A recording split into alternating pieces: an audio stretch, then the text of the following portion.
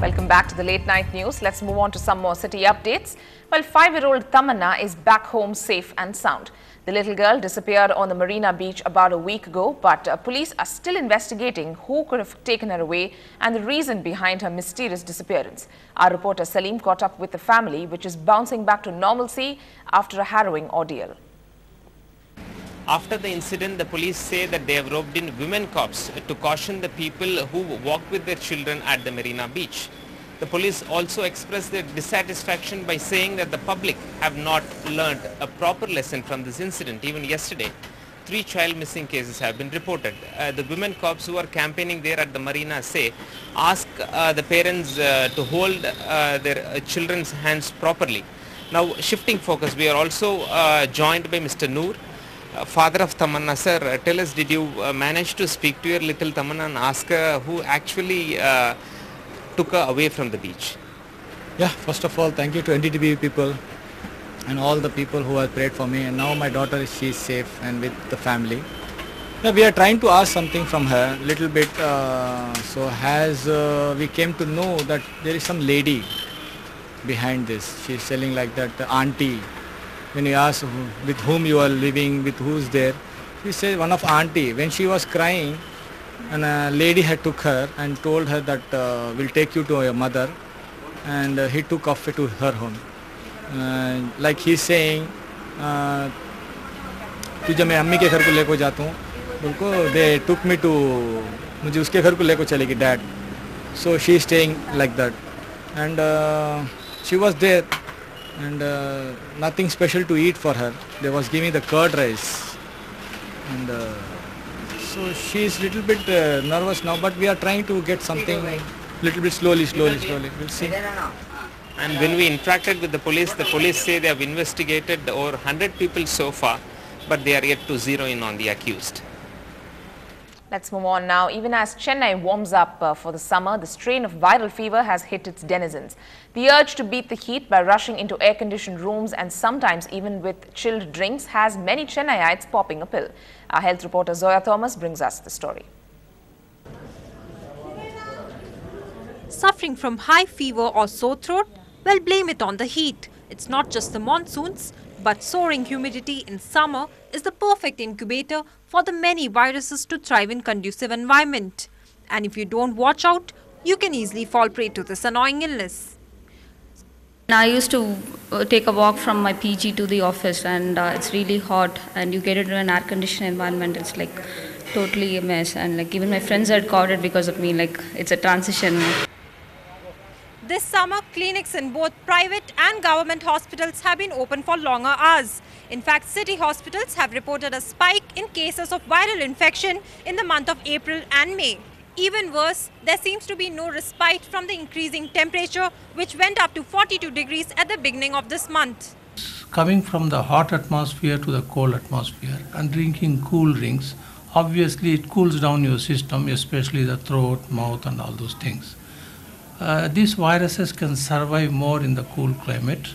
They can also multiply in this cool climate. It is preferable not to have, very cold drinks and all those things. The room temperature drinks would be probably more useful. So don't reach for the chilled bottle and avoid walking in and out of air-conditioned rooms. A few basic precautions should keep the doctor away. In Chennai, Zoya Thomas for NDTV Hindu. Let's move on now to some national updates. Congress MP and Minister of State Sachin Pilot was released after he was taken into preventive custody earlier. This was as he tried to make his way to the epicenter of the UP land agitation. He was held at the Lal Kuan Chowk outside the Bhatta Parsol villages. Sachin Pilot had earlier visited Dasna jail where he met some jailed farmers. Pilot had accused the Mayawati government of large-scale land grabbing and demanded a judicial probe into reports of missing farmers and atrocities against women, including rape. Though the UP police have released Sachin, they will escort him to the Delhi border. Wanted to go to those villages, not just Bhatta and Parsol, but the surrounding villages where also the notices have been given for acquiring land. The police, it's never happened before. The Uttar Pradesh police themselves blocked a national highway for over an hour. Then, without giving any reason, detained us, arrested us and brought us here to the police line, saying that we were going to break some law and order. In fact, it is the police and the bureaucracy which is blocking the highway, not allowing us to go. We had not planned meetings, no speeches, no other agenda except for to share the sorrow and grief of the people who have lost their lives, who have been injured. Wanted to sit with them, just give them condolences and give them some sense of comfort. You're not allowed to enter the district, not allowed to enter the village, but the BSP, MPs and MLAs are allowed freely to move around. We are allowed not even to enter the district. I think it's very unfortunate that when everybody wants to go and make sure things are what they have been claimed to, they're saying things are normal, everything is coming back to normal. Let's move on now. The BJP has threatened a nationwide agitation if the centre does not decide by Tuesday what it is going to do with Governor H.R. Bharadwaj's report to the President recommending President's rule in the state of Karnataka. The script was written by some Congress leaders in Delhi and it is being played by the Governor in a shameless manner. Any further delay will be a negation of people's mandate, goes against the spirit of federal structure. If the centre do not act within the coming 24 hours, the central party of the BJP will be compelled to launch a nationwide agitation, both against the central government as well as the governor. Moving on, now did America fail to do enough to help protect Benazir Bhutto shortly before she was assassinated in Pakistan? We bring to you a WikiLeaks NDTV exclusive. Are you scared of going back? No. Do you worry for your life? No. You do know there is a threat to your life. There have been public pronouncements from Taliban leaders talking about sending suicide bombers to the airport when you return to Karachi. I believe that life and death are in God's hands, and I believe that nobody can be killed until their time is up. And therefore I go back with my faith in God, putting my faith in the people of my country. It was with this faith and trust Benazir Bhutto returned to Pakistan. After years in exile, back to fight elections and extremism that had engulfed her country.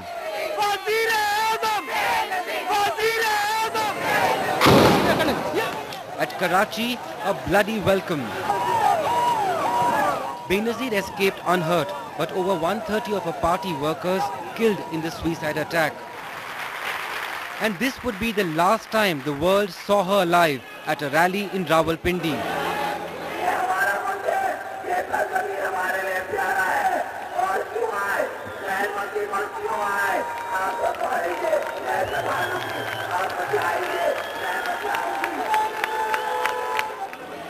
But unknown to her, her killers were closing in. Gunmen fired several rounds at her. In seconds, it was all over. A suicide bomber silenced her forever. The 54-year-old Benazir Bhutto, Pakistan's most popular politician, was dead. As angry Pakistanis took to the streets, the Musharraf government accused Al-Qaeda of killing Benazir. But the media revealed an email in which Benazir wrote to US spokesman Mark Siegel a week after the first assassination bid, where she said, "If harmed in Pakistan, I would hold Musharraf responsible. I have been made to feel insecure by Musharraf's minions." Even the United Nations Inquiry Commission said the Musharraf government failed to protect Benazir, and the ISI tried to whitewash the investigation into her death. The Zardari government has now charge-sheeted Musharraf for Benazir's assassination, but he says it was her fault. She took too many risks. It's a story without an end. Well, NDTV spoke to retired Pakistani General Rashid Qureshi on the WikiLeaks revelations. He said that Benazir Bhutto did not adhere to safety precautions suggested to her by the DIG and the ISI. Well, in other news, Al-Qaeda's new leader, 59-year-old Saif al-Adel, is planning a major terrorist attack on London to avenge the death of his former boss, Osama bin Laden. Soon after being officially appointed the new chief, Saif al-Adel called on his men to crush London.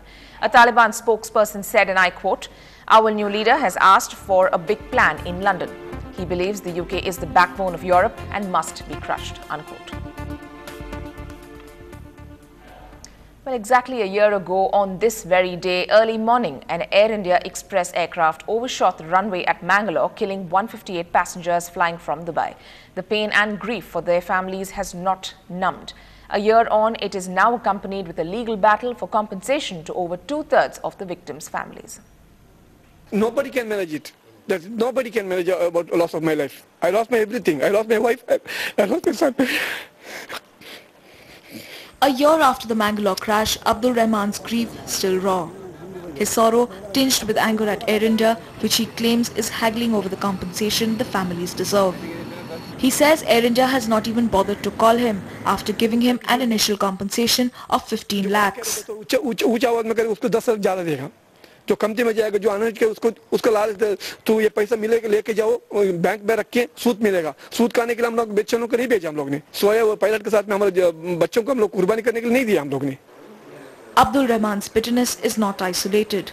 70 other families have joined in a legal battle that extends from a court in Kerala to hiring a Swedish advocate to fight the case in Dubai. The tussle between the victims' families and the airline is on a single point: the amount of compensation. Families of victims believe they deserve at least 75 lakh rupees per victim, while Air India says there is no such ballpark figure. As per the Montreal Convention, if there is fault or no fault, up to not exceeding 1 lakh STR, which comes to over 76 lakhs, should be paid. Air India says they have fully settled the claims of 60 families, dispersing 40 crore rupees so far. 5 families have been given the compensation of 75 lakh rupees. 9 families have been awarded a compensation of over a crore. According to Air India, compensation will differ on a case-to-case basis, which is the international norm, while families of victims believe that Air India is out to get them because they come from poor backgrounds. It's just one more controversy for the embattled national carrier. In Mumbai, Meloni Bhatt for NDTV. This is the late night news on NDTV Hindu. Up ahead, right from Apurva Ragangal to Endiran, the superstar never fails to impress. Stay tuned to find out more on this master entertainer.